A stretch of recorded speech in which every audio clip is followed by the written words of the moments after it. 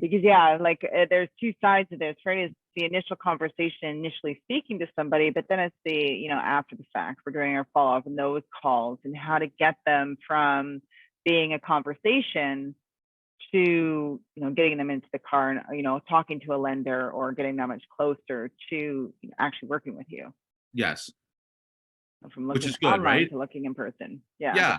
And I think also, just to add what you were saying, Crystal, is I think something that's important to do is if you guys don't have a referral circle, like if you guys don't have someone at the major banks, if you don't have a mortgage broker, I feel that you are missing some opportunities on casting that net and then bringing it back. Just because remember, these leads are 3 to 18 months out. You're building a relationship. You're not going to get everyone. And what you're going to do is, once you start talking them through it and build that relationship, and now they need someone that, they need to, like, it's time to get pre-approved. It's always great to send it to your people because then you have more communication rather than no communication. And sometimes you need to know what's going on based on like what's happening. Yeah. No, absolutely. So absolutely. I think that's super important. And also too, depending on how you do your referral circle, if you keep sending those referrals leads, then you should be getting some leads back. Yeah. So it's just all about leveraging your relationships and making it work, right? No, absolutely. Having different people you can reach out to, and it's a sphere of influence to gain additional business as well, right? Yeah. So the different professionals that are out there often get in contact with other ones, right? Exactly. Need a real estate professional needs, and I'm seeing it more now too on some of the websites. I've noticed, even on mortgage websites, that there's part of their questions are asking if they need help finding a realtor, right? So it's these mortgage agents are essentially collecting leads that they're handing off to someone, right? So yep. There's that. Yeah, no, sorry, Crystal, I didn't mean to interrupt you. Yep, you just brought up some great stuff.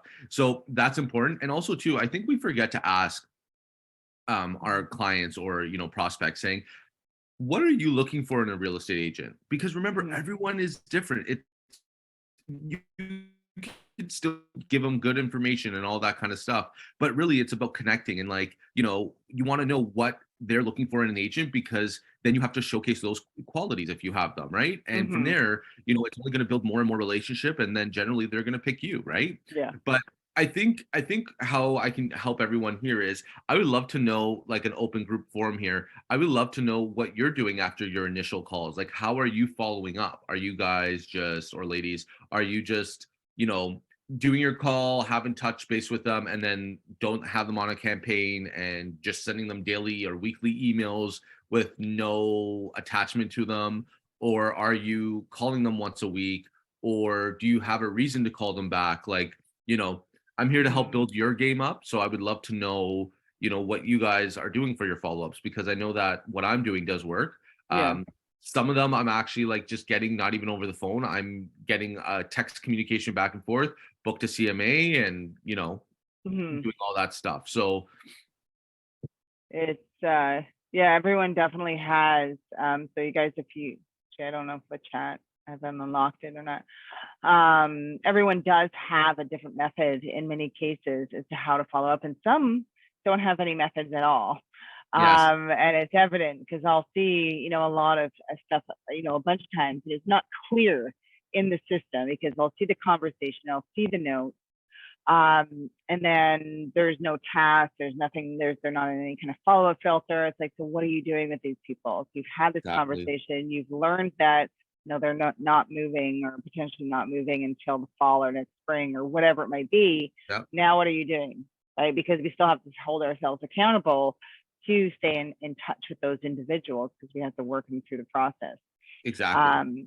So you guys do have the chat and the Q&A. So if there's anything that you guys are doing, some people use tasks, some people don't use the CRM. They take that information, they put it elsewhere. I know a lot of people that I talk to, they're still very old school. They like to write things down. It sticks with them a little bit better. They have like a book of things that they do. Some people, again, old school, have like Excel sheets, right? Exactly. So it's everyone has a different method, and really it comes down to what works for you. But ultimately as well, we want to make sure that it's more effective by not being completely reliant on you to kind of track, so if you're putting on paper, you're like, using Excel sheets and things like that, that's 100% on you to be Yeah, checking that and going through and doing all that. Whereas systems, whether you're creating tasks or maybe you are using like an online calendar, or filters in your system, whatever it might be, that's more automated. You do it once, you set it, you forget it. You don't have to remind yourself or remember to go back. Some sort of system exactly. is telling you to go back. Yes. Um, Can which I intervene good. here? Yeah, absolutely. Sorry, because you're doing a great job. And I just want to say, like, when I first started, I always did everything by my own task. But guess what? There's user error involved in that, right? The reason why Mm-hmm. being is because, it's great when you're starting off because you're not going to have as many clients. But Mm-hmm. remember, like, this is a lead gen. Over time, you're going to start getting 100, 300, Yeah. 100, 1,000, Mm-hmm. higher than that. And it's hard to do it manual. So, like, that's why we're hearing so much about AI and like automatic stuff because just like what Crystal's saying, as long as you build your systems correctly, you already know, okay, I got a buyer hasn't signed yet, okay, they go here. A buyer that has signed, okay, they go here. A seller who I don't have a CMA yet, but I need to follow up, they go here. And this is the task that happens with that. The sooner you do that, then all you have to do is like prospect, know where they're at in their stage, and then drop them in that task, and that's it. Makes your life a Mm-hmm. lot easier. Mm-hmm. So we have Sally saying she usually reaches out for the introduction instead of assistance and the listings based on their preferences. Based on the timeline, I reach out 2 to 3 months later to follow up. I'd honestly say I often feel apprehensive because I don't want to be labeled as Yeah. annoying.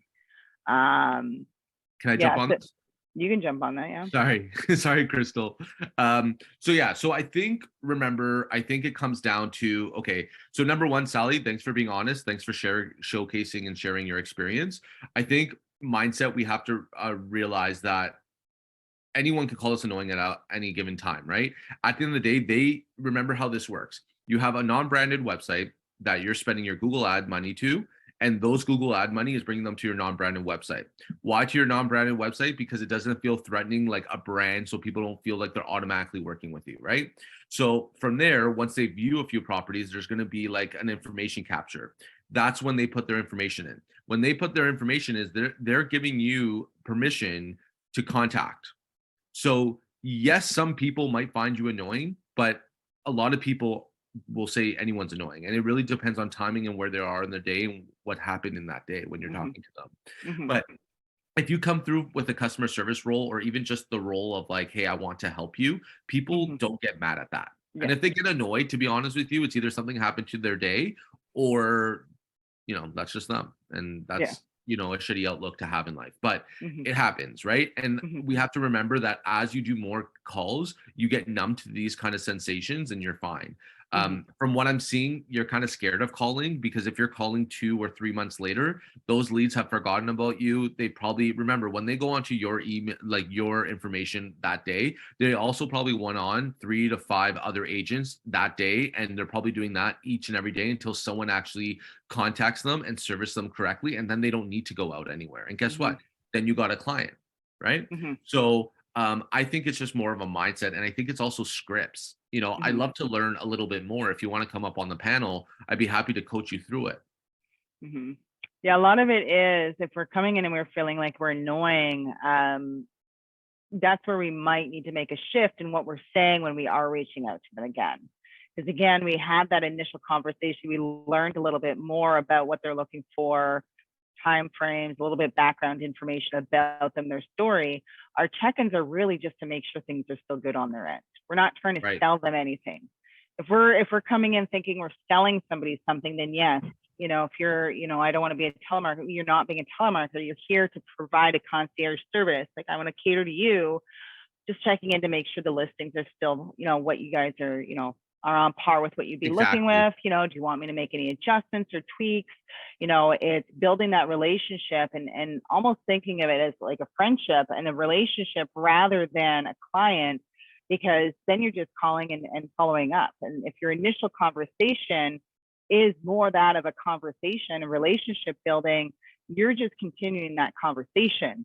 with those follows. It's like calling a friend, hey, how you doing, Sally? Last time we spoke, you guys were just putting in the fence, and how'd that go for you?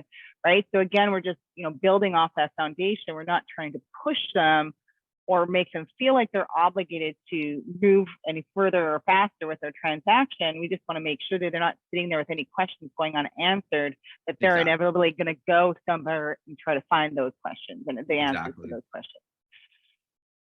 Yeah, you got to just think about it just like what Crystal said, like perspective, like you're helping a friend. And remember, like sometimes what I do in scenarios is I put myself in those scenarios. When you're just, let's just say you've reached out to someone, you talked to an agent, it was a good rapport conversation, maybe not long, but whatever. But then they're checking in not annoyingly, like once a month or whatever it is, just to say, hey, just, I know that you're just casually looking. I just want to make sure that, what I'm sending you is what you're doing or what you're looking for. Just to be real, like I said, I don't want to be one of those agents that are just sending you lists that you're just deleting anyways. My goal is to make your search criteria, your search process easier, as well as to send you properties you actually do really want to see. So the only way that I can do that is you telling me honestly what you're looking for. And I understand that things can change, but that's why I'll check in from time to time. Mm-hmm. And hey, if you even want to go see a property for fun, let's go do it. Mm-hmm. You know what I Just mean? setting the expectation right from the Yes. get-go. So if you set Yes. that expectation, you're, hey, I'm going to follow up with you in a couple months, or hey, Yeah. I'm going to follow up with you. And again, depending on that initial conversation with them and that timeline, leaving 2 to 3 months after initial call, even if they are further out down the process, does give a long time for them to kind of, be on their own and forget about you. So even like a week later, just checking in, and it could be a text message. You can set it so it's a task that you just send a quick text follow up. Hey, Crystal, great chatting with you last week. Just want to make sure that you're still receiving those listings okay, based, or they're now still matching what you're looking for, whatever it might be, based on that conversation, that you can just do a quick follow up and, hey, here I am, and then go back to your regular follow up routine. If 2 to 3 months is warranted based on that timeline, then by all means, but often enough to, if they're 6 months out, we're not waiting 2, 3 months to do our next follow up. We're doing that a lot more frequently. Yeah. And remember, like Agent Locator has awesome tools. And if you don't know them, I would definitely connect with Crystal because she's helped me a lot. But basically, like, remember call or you still want to be top of mind, you got to make sure you're asking the scripts like, hey, do you have to sell before you buy? Because if you do, then you can put them on the nosy neighbor and ask them, do you want that weekly, monthly, or yearly, or daily, monthly, or sorry, I can't speak, daily, weekly, or monthly. Yeah. And if and you let them know, right? Like, as you guys hear many of my calls, I go, okay, I'll put this on. Would you want them daily, weekly, or monthly? Because you want to respect the time frame that they want, right? And guess what? When you're not calling on them because you're busy showing houses, or even if you drop the ball, guess what? You're sending that email out to them and you're looking like the good guy, because at the end of the day, it's all automated. Yeah. They've got systems in place to help you. Yeah. So yeah, there's the street match and the nosy neighbor, but even again, the qualifying questions of whether you guys own a home or not. A lot of people may be further out in the process, right? They could be a year out. And you can still try to get in, with respect to viewing the home, to make suggestions as to some areas to focus on in preparation for your sale, right? I'm not here to sell you anything, kind of look at your home, kind of see where it's at. Based on homes I'm seeing in the neighborhood, here's maybe some recommended updates that you may want to kind of pay attention to. And it could be minor things like, maybe like update the hardware, or, the backyard. So curb appeal plays a big thing. Maybe you notice that, the front garden's looking like crap. So giving them some insight beforehand that they can work on, and get them motivated as well, right? So those initial meetings, like you're maybe not even giving them a value at their home at that time. Maybe you are, but giving them something that they can walk away with, some value that gets them excited about this transition. And that excitement can sometimes lead to faster decision making as well. Right? They kind of start also and get into that motivated, mindset that, hey, like this is like, we're actually doing this, right? And they get excited to move. Yes, I agree with you. And that's the whole thing, right? Remember, real estate's all about motivation. That's why you want to take people out, to get them motivated, to get them to see where it is. Even if they're not looking to buy that house, you need to go and get them out just to showcase what is available, and give them that experience. I think that's super important. You know, Does anyone else have like some questions about other ways of following up? Because I can keep rapid fire What? on what I'm doing, but Do you, so with respect to what you're doing, so when you have an initial conversation, regardless of timeline, let's say I'm moving in 6 months, or, yep, maybe I'm moving in a year, maybe I don't really have any plans of making a move just yet. What, after the initial conversation, when would you kind of schedule that secondary follow-up, just to kind of check in and make sure things are good? And do you change that based on timelines, or is it kind of stagnant? Okay, every person, regardless, I follow up with them, 2 weeks yeah. later, or, and what are you using? Are you using the CRM task? Are you using calendar? Are you using filters to do those Yeah, follow-ups? for sure. Great questions. So when I have that initial conversation, really depending on how that conversation goes, if they're really hot, I'll say, hey, you know what? I'm gonna also send you, I'm gonna update your criteria, and then I'm also gonna send you a handpicked list that I think or feel that would be best for you. I understand that you're gonna get 2 emails, but one, you're always gonna see what's available based on the criteria and the stats you gave me, because you know what? Sometimes I don't want to send you a property that you might actually really like that I don't think. So I think it's great to see everything on the market. And time to time, I will keep sending you handpicked listings. So let's say if they're hot, like I said, I'll throw this script out at them, and then I'll probably connect with them 2 or 3 days later just to say, hey, how's the script? But they'll know that. They'll know Mhm. that. Sorry, someone's calling my phone. It's hard to talk when the ringing is happening. Yeah. So basically, what I do is just by the end of the call, I'm also saying if they're hot, hey, you're going to hear back from me in 2 or 3 days. I'm just calling, remember, just to check in on a list. If there's anything that you like, let me know. If there's not, then no, you know what I mean? Mhm. But I'll keep checking in from time to time. What I also do is we don't have to remember, I mean, we have to remember that it's not just also about calling. So I have some newsletters. So anyone on the AL that comes in that I have a good conversation on, I put them on a monthly newsletter. So at least they're getting touched 12 times a year. Regardless if they open it or not, at least it's getting sent out there. During that conversation, if I also find out that they are a property that they have to sell, I'm putting them on the nosy neighbor. So I'm already touching them a lot. And then at Mhm. that point, after the second or third call, I'm just calling weekly or maybe every 2 weeks just to check in. Yeah. Just because I think it's important. And that could be like a text message, it could be a Yeah. call, could be someone responding back to an email. Mhm. Um, I just, the thing is real estate's all about timing. And that's why it's great to have an abundance of leads, because while other people are in the background getting ready and time is passing, you have other people that are coming in, and some people are going to need your help right now. Right. Yeah. Oh, for And sure. then 4 months goes by, and Judy gives you a call, and you're like, oh wow, okay, hey, great, perfect, thank God I had my systems in there. Yeah. But I always put so if I'm following up, I'm putting task in my CRM, and I'm Mhm. also attaching that with my calendar, because if it's not in my calendar, I don't know it. Yeah. It's not Right. there. It doesn't exist. So those I are know. things that I do. But remember, like, you're gonna have maybe one hot conversation, then the next conversation they might not answer, which is like, okay. If someone's not answering, you want to check what I do is I check the emails, see if they're opening it up. If they're opening it, great. It's just bad Mhm. timing when I called them. If not, Mhm. maybe it's just going to junk, or maybe they're just not really as hot as possible, right? So then at Mhm. that point, I'm switching up, like, trying to figure that out, and trying to call them or text them, but not harassing them, because Yeah. if they're not opening your emails, they don't care, right? They're Yeah. not they're not in the mindset right now. Yeah. It's some people, everyone communicates differently, right? Some people prefer phone calls, some people prefer text, some people are more responsive to emails, right? We all communicate different ways. Some people are just responsive to everything. Yes, So just because, like, I get so many emails, and, a lot of them I bet. are, you're on campaigns, so that way you kind of grow on that. But there's nothing, unless I'm like, it's just, I'm not even opening it. I'm just like deleting a bunch of them, because it's nothing that really serves me at this point. Like, I don't need to see Exactly. that. But you um acknowledge it though, and yeah, like, it's I great know that that it's it's there. I happening. see it's coming Yeah, in, right? yeah, I'm seeing yeah, whoever they're sending it to me. I'm yeah, seeing these emails coming in. I'm just clearing them out, yeah, because I'm not, it's not something that I need to focus on at that time. So, yeah. another thing that you guys can do is, like, on the kind of same hindsight of newsletters. And again, this is where your tags come into play as well, Yes. is, um, you know, modifying, if you have one newsletter, let's say, and the one article in it, let's say, maybe you have multiple articles, so different things in there that you're showcasing. You can have one article that you switch out based on somebody's situation, right? So let's say the main focal of the article on this one was something to do with first-time buyers. You only send that version to all your first-time buyers.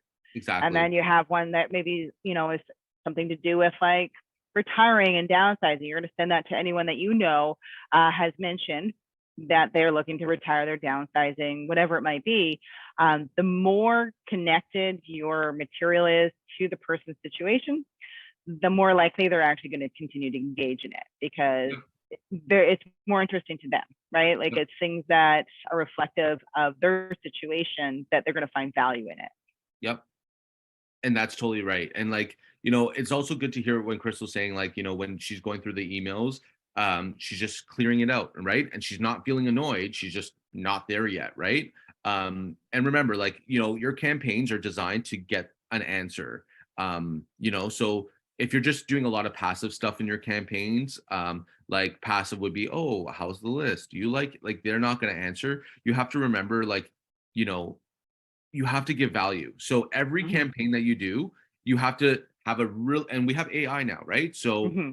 this can get even more easier. So you can write a really good heading on your subject line. Then from there, you address the problem, right? Mm-hmm. Address how the solution's done. And then from there, you talk about your solution and how it's easy to get done with you. Yep. Those are the best ways to get people engaged, right? Mm-hmm. You know, it's just, you have to remember it's a numbers game when it comes to Mm-hmm. online leads, because a lot of people are just clicking, just looking, not ready, maybe represented, Mm-hmm. like we have to get into the mindset that, there's someone, when I'm making my calls, my mindset is, okay, I am going to call someone today and I am going to help them, whether Mm-hmm. that is 1% better or 50% better or 110% better. But my job is to connect with people that actually need my help. And I feel that, Mm-hmm. we all have to remember, and it's the running joke that everyone knows a realtor. Mm-hmm. Cool. But not everyone trusts that realtor. So Yeah. we have to understand that, and there's a lot of people that don't know a real estate agent, believe it or not. Right. So like there's a lot out there, guys. Mm-hmm. Just changing that mindset, not feeling like you're annoying people. You have to come in with the mindset of I'm here to help you. And a lot of people don't give out the right information. So as long as you're up to date, you're learning your market stats, you're reading it, you're doing all that stuff. Mm-hmm. I think that is what's super important. And just touching base and building relationship is where it's at. Yeah. If you're Absolutely. transacting, you got to make your calls. If you're not making your calls, no one cares, unfortunately, if you're Yeah. transactional, right? Yeah. But yeah, I don't know, And like, should I pull up like market stats and just kind of talk about what I'm mm-hmm. looking for in market stats to maybe help, Yeah, newer agents? if it's reflective, because again, it's adding that value, that confidence, right? So people, when you know what you're talking about, they gain confidence in you. You're able to educate Yes. them, and we've heard it on some of the past calls with Nick, where someone will say, well, this is what I'm looking for, and he'll correct them and give them information. Well, based on the average selling price of a townhome in Bowmanville right now is about this. Yes. So, and kind of educating them, not just saying, oh, this guy's out to lunch, he wants to spend, things he can spend, 500,000 and get a free hotel home. Instead, he's educating them Yes. on this is what the market actually looks like. And, are you willing to go further out? Or, if that's your price point, then this is what we would be looking at. And that builds confidence, because a lot of the time people don't stop and educate to that level. They'll take that information, they might set them up, might just be like, well, I'll set you like there's not anything available, things like that, kind of dismiss this person as just being, clueless in the market, but they don't know that. So that like we have to take into consideration that these people don't know the market. They don't understand real estate. They don't understand all of that the same way that you guys do. Right. So Yeah. we forget that a lot of the time. We just, well, it's common sense that, don't they watch the news? Don't they look at listings? Is not Yes. common sense as much as Yes. we think it might be. Yes. So taking that extra moment to educate them on what's happening, again, it's building that. And also they'll engage with you a little bit more as well. Yes, right? So it's now turning into a conversation where you're adding some value to the call. I agree with you. So the other thing is too from that is, and not just adding value, but what's really important from that is that, the thing is you don't want to be someone that just agrees with the client, because if you just Hmm. agrees with their clients, they're going to Hmm. know that you don't know your shit, right? Because Yeah. their clients are always testing you, right? So what, like I've had a lot of, like, not a lot, but like there's some clients that challenge you, Hmm. right? Yep. If I just roll over and just accept everything that they're saying and it's not right, they wouldn't work with me. Hmm. People who are challenging you want to be challenged, meaning like correcting them if their information is not correct. Hmm. Meaning like, oh, I want to buy something for 700K detach in, Clarington, let's say. No, sorry, you're not getting that. Like right now, the average price is almost like $1 million. Like there's no Yeah. way. And if you Yeah. do, I'll buy three. You know Yeah. what I'm saying? Like Yeah. there's no way, right? So when you correct people, you're not like correcting them in a bad way. You're just educating. And I think that Hmm. people need to understand that, like, we're educating, we're educators to understand what people are doing. The hardest part about real estate is everything's intangible. All this information is intangible. You can't just like, I mean, sure, you can print out the market report and then, read it, but Hmm. everything is kind of always changing up in the air. So we have to understand that some clients just think it's bullshit. Hmm. It's not, right? Like, so you have to Yeah. go through that, right? Hmm. I'm gonna just share screen over here, Yeah. But and I'm gonna go over market stats. So sure. this is where I am in Durham region and also GTA. So, here's a little bit more information. So what I like to look at is this. So I like to look at, okay, the sales activity. So May from last year to May this year, there's more activity, which means Hmm. people are getting more confident. There's more listings. There's no more buyers coming out of the woodworks. Now, if you look at average price actually went down almost 10 grand Yeah. from last year. But interest is higher. So if you bought last year, Hmm. May 2022, you're still laughing because your Hmm. payments are lower. Hmm. I also like to look at the year over change. So sales have been up almost 25%, like we were seeing. New listings are down 19%. And as we can see, that's why there's a little bit more competition in this market, because Hmm. there's less listings from this time last year. Yeah. Um, Even active listings are down 24, like 23%. Average price is only down about 1%, 1.3. The days on market have been increased to 16%, so longer on the market by 2 days, and even on the price adjustments as well. So what I look through here now is like I go through. So this is last month. So this market stats is based on just last month. So this is anywhere from condos all the way to like 5, 7 car garages that sold in that Yeah. month. Okay. Hmm. So, depending on your area, I'm in Durham region. What I do is I look as a whole. I'm like, okay, so last month there was $1 trillion that was spent into the market. Hmm. $1 trillion. That's a lot of money. Billion. The average price of all that was 988. So at the Hmm. height, Durham region's average price, which was like 2021, was 1.23. So we're still down, right? Hmm. But it's fine because we're climbing back up. The whole Durham region as a whole, the 1.4 that you're seeing is months of inventory. This is basically showcasing how many, like the absorption rate. So how many Hmm. homes do we have for all buyers? We only have 1.4 months, so really 7 weeks of listings for Yeah. everyone. That's Hmm. it. Homes are selling on average 108% in Durham region, and then 11 days on the market. So now if you go through, Durham region here, the only ones that are not $1 million is out of what, 7 communities, is literally 3, but Hmm. almost 2, right? So Yeah. as you can see, if someone wants to buy a house for 800K in Ajax, well, last month Ajax in as a whole almost sold as 1.1. Hmm. Pickering is almost 1.1. Scugog is just over a million. Uxbridge is 1.3. Whitby is 1.1. Hmm. So the best value of someone saying that 800 or 850, well, guess what? You need to be either going to Oshawa or Brock or maybe Clarington, but you're looking at condos or maybe Hmm. like an attached house, maybe. Yeah. Um, Maybe. Yeah. and then I'm looking in here to see what the best absorption rate is. So Brock is a little bit further. There's a little bit more negotiable on price because it's actually a balanced market there. Hmm. The bigger price points, because they're taking a little bit longer due to interest rates rising, they're starting to get almost to a balanced market, meaning that there's enough supply that is, normal, Yeah. Yeah. like just crazy, right? So these are great opportunities if you're looking for a client who's like, hey, I have a budget of 1.2. This is what I'm looking for. I don't mind these areas. Which one would be the best, value for you, right? Yeah. And that's kind of where you're looking at that. As you can see, Oshawa, a lot of things are listing low. Homes are selling at 111% to listing, 108% to listing. But the reason why is because look at the numbers. These are the cheapest Hmm. ways, right? Yeah. Most of them, like take Brock out of consideration because Brock is like 45 minutes an hour in Durham region from Hmm. generally the cities. But like these are going up pretty high, even Ajax and Pickering, but even Whitby too. But it's like these three communities, these two communities over here just showcase that there's a lot more negotiable happening because they're probably listing a little bit higher. And then you can negotiate if you're the only offer. Yeah. Even multiple offers, just double checking. So that was May. Then I scroll down to year to date. So I want to see year to date what everything's at. So you can tell from last month that brought the numbers up. The average price in Durham region is 940. As you can see, Clarington's average price right now is 880, 818. So, it's starting to climb. As you can see last month, though, a lot of big money was spent last month, which Hmm. brought the price higher.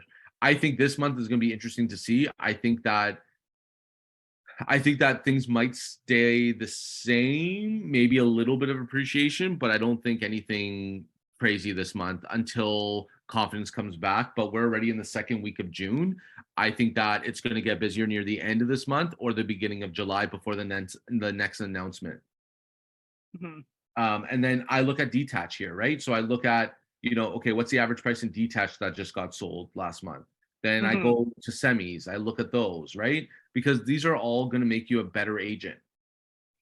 And the thing is like you can take this information and put it on a whiteboard. If you have something on your desk, if you're targeting certain areas as people are looking to buy in, or a certain region, is to have that somewhere where it's easily visible. So if you're on a call and somebody's like saying something to you, you can just glance up and have that number bold in front of your head. If they're saying, hey, I'm looking for this for 700,000, you can say, well, the average detached price of, price of a detached home right now in this area is actually this amount. You don't have to do any research. It's right there in front of you. You've already done the research, I should say. You're not doing it in the moment. It's just right there. But the more conversations you have, that information is going to stick, right? So you're going to be absorbing all this data while you're utilizing it to help provide guidance to the leads you're talking to.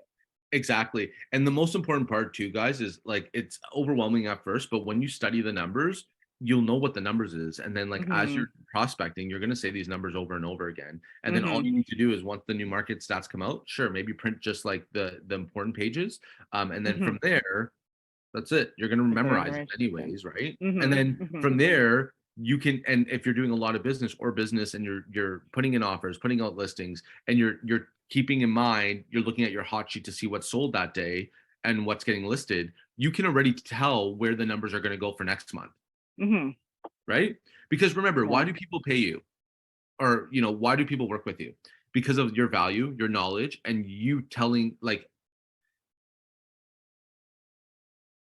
sorry, I have so many thoughts going in that I always just want to like say five things at once, but I'm trying Yeah. not to. But you also want to just make sure that like you showcase you're the professional. You should like think about this. When you invest with a stockbroker, I give them $10,000, and that stockbroker in a year's time doubles my money to $20,000. Do you not think that I'm going to reuse that person again? Yeah. Mm-hmm. Yeah. As long as you communicate and you're upfront and you're letting people know and you make the money, why Mm-hmm. wouldn't they Mm-hmm. want you to use you again? And that's Mm-hmm. where you start building your cheerleaders, right? Once you have great experiences with your people, you just communicate with them, you talk to them, even though they've already bought, you still reach out to them. Like we send birthday cards, we send like Mm-hmm. anniversary cards, we send all these Mm-hmm. things, right? To Mm-hmm. keep being top of mind and Yeah. also to show them that we appreciate them. Yeah. But honesty plays a big part in a lot of all this as well, right? So being honest with these people, and again, that goes back to customer service and knowledge.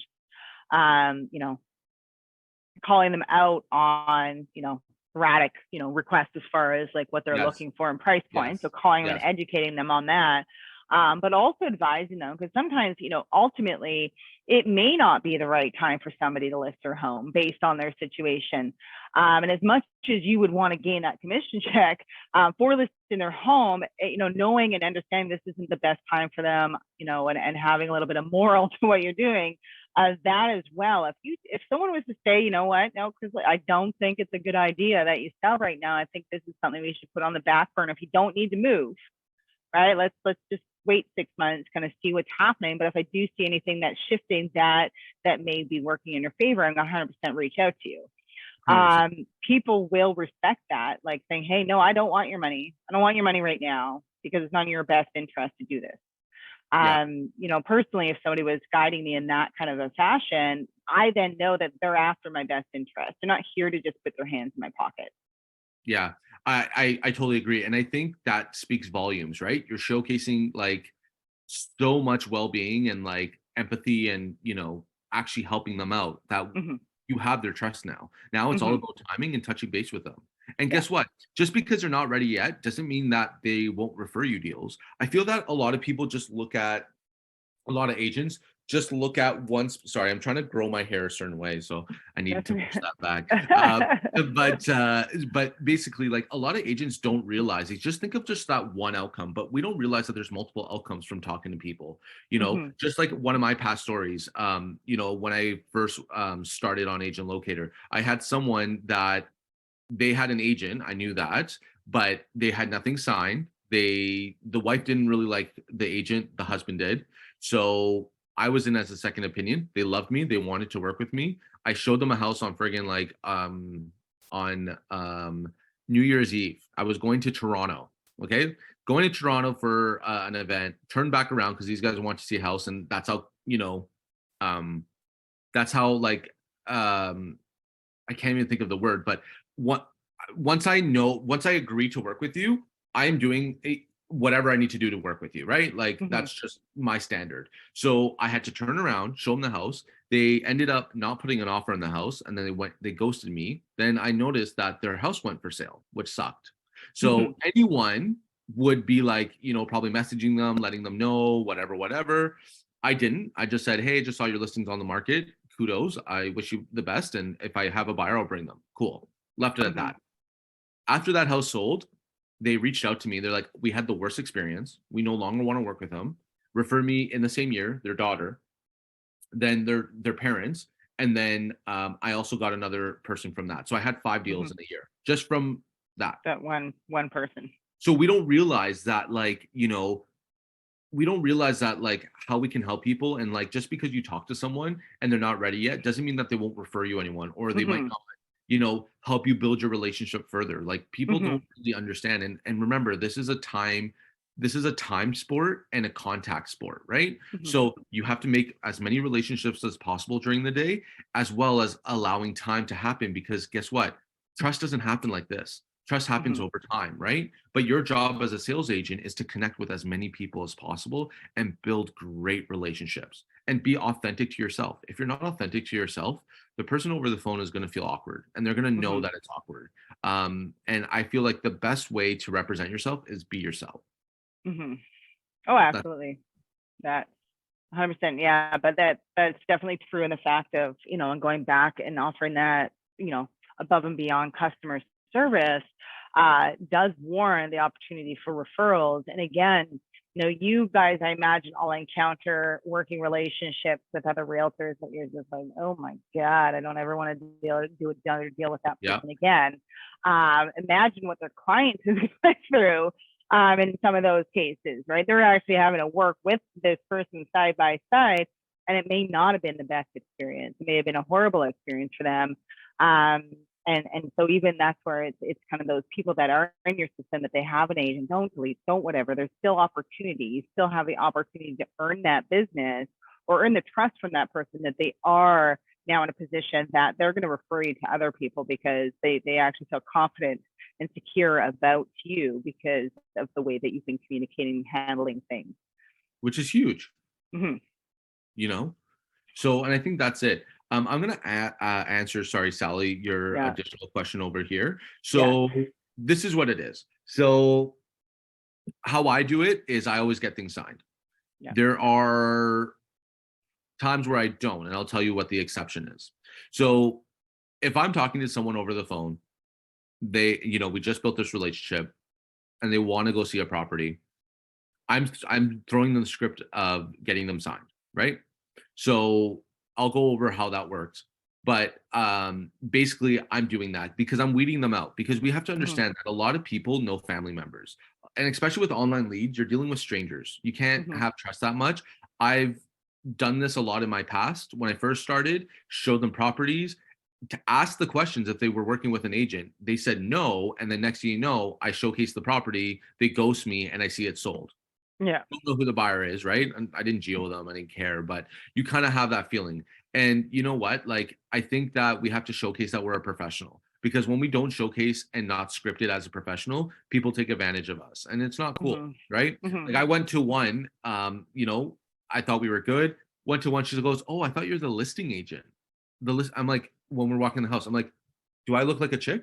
It's the chick's listing. Is my name Jenny or whoever?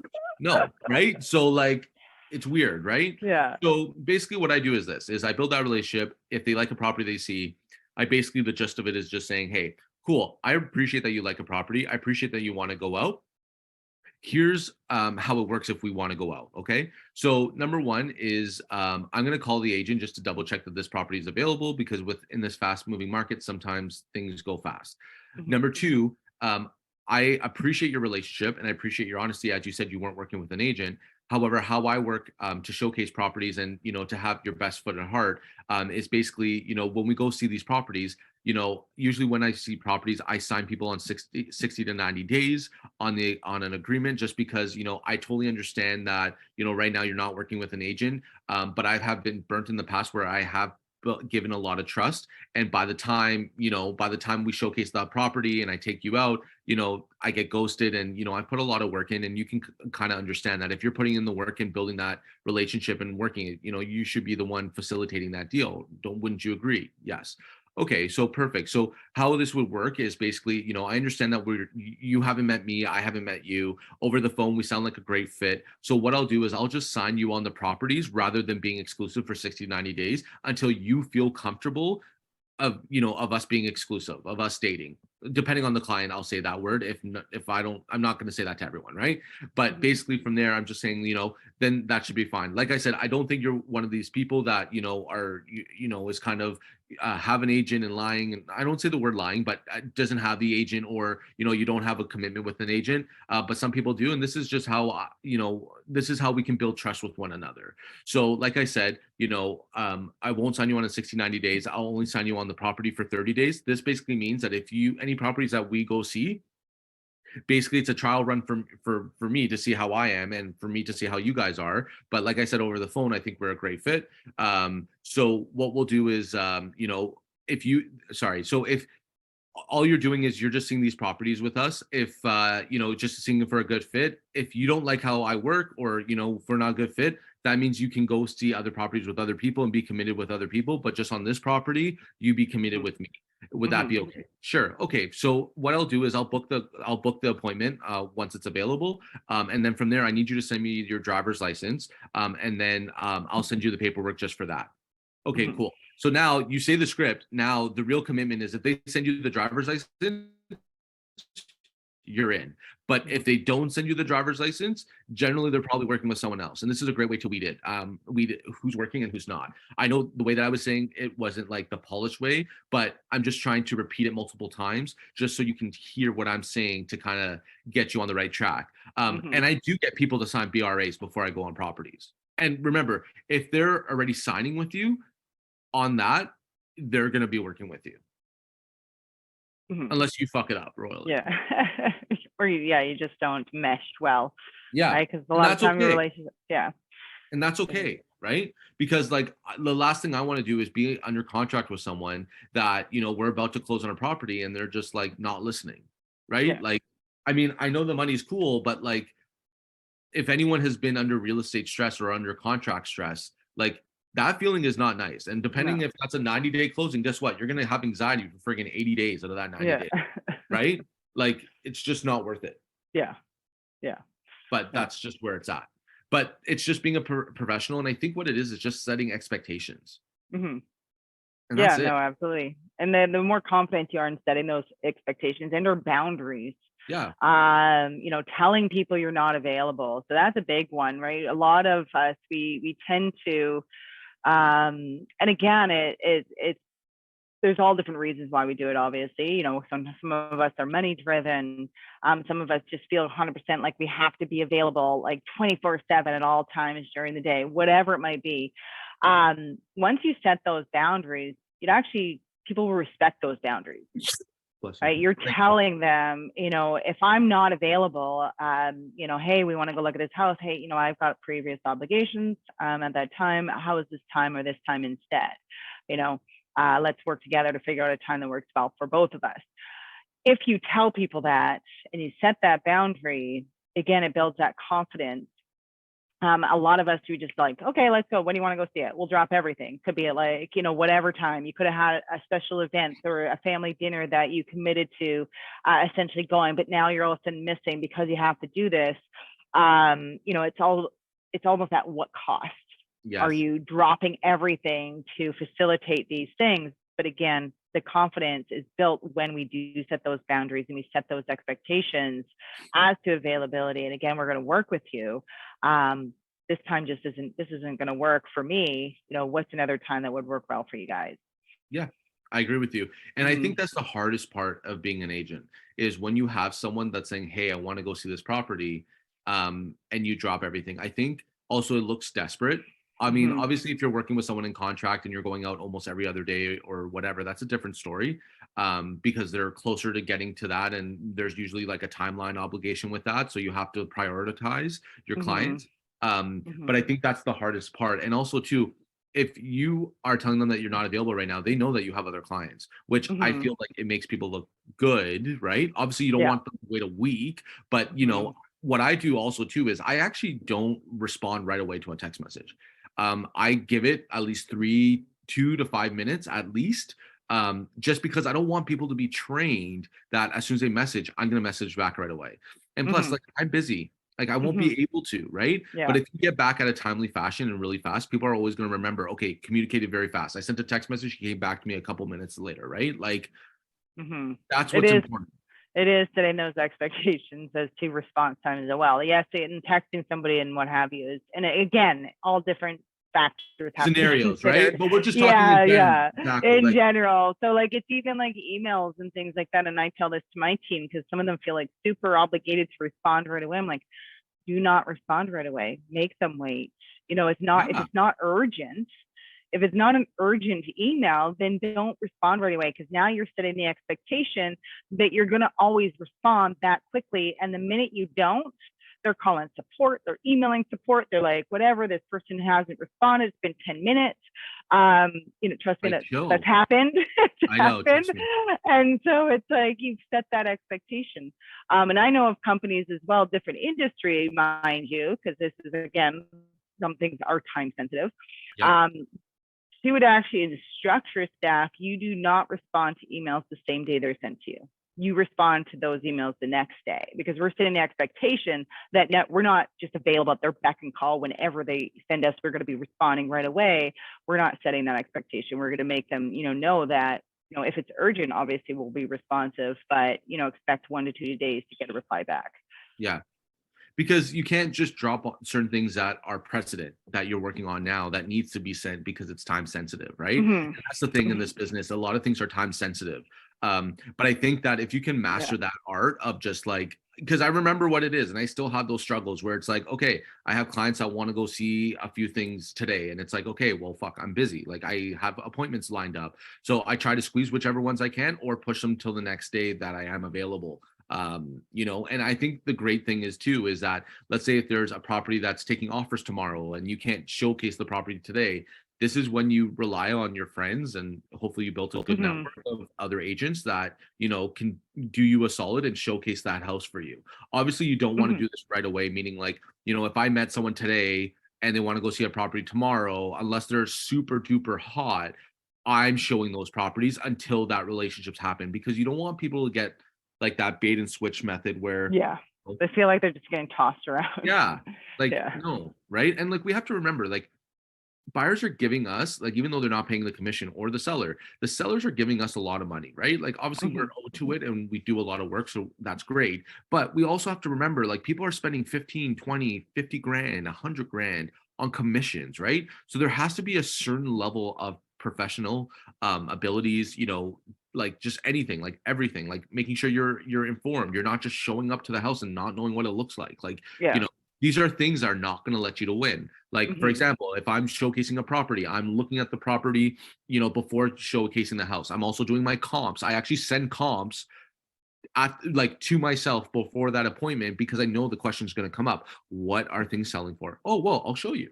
And like that shows you're doing your homework. People want people that are working in their best interest, and you're working in their best interest. So Hmm.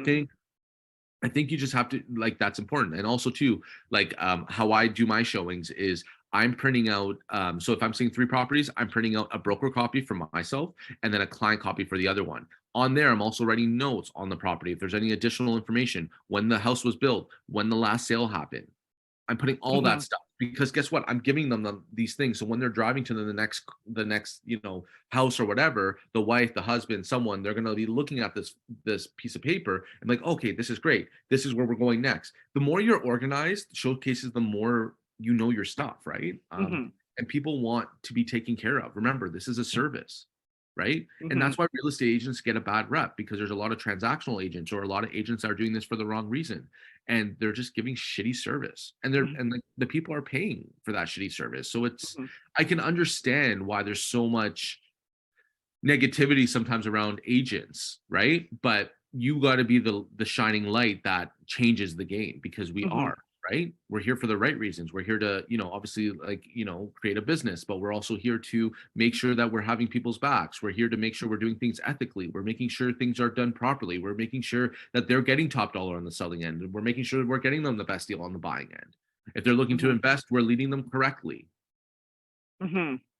So, I know that I give a lot of information. And obviously I've been doing this for 7 years, so I've been perfecting my systems. But you just got to build one day at a time. Don't, like, for myself, I actually don't even follow real estate agents.